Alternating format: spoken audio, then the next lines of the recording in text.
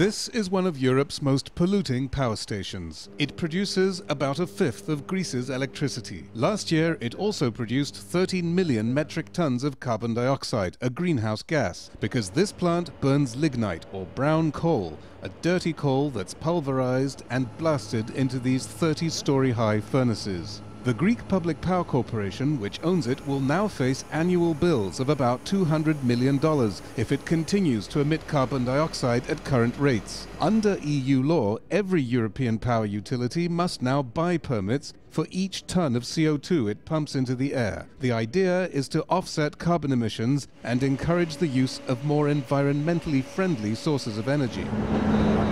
But instead of moving away from lignite, the Public Power Corporation is investing $1.8 billion in a new, cleaner lignite plant. Lignite is the only abundant Greek fuel. The country generates just under half its electricity from it, and there's enough here to burn for decades. It is also by far the cheapest form of energy, so if Greece is to fuel an economic turnaround, this may be its best option. And yet, the fires of industry are going out. Greece's biggest steel smelter used to employ 2,500 people. Only 100 remain.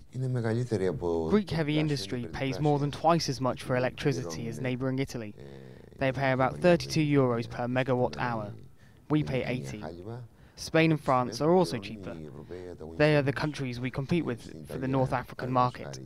And the cost of electricity from lignite will rise with the price of carbon. Now we're talking of a price of 3 to 4 euros per ton, whereas normally it should be around 15 or even 20 euros per ton.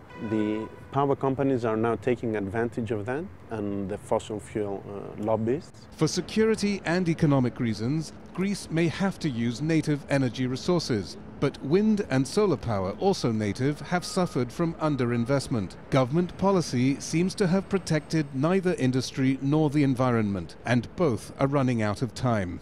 Psaropoulos, Al Jazeera, Ptolemaida in northern Greece.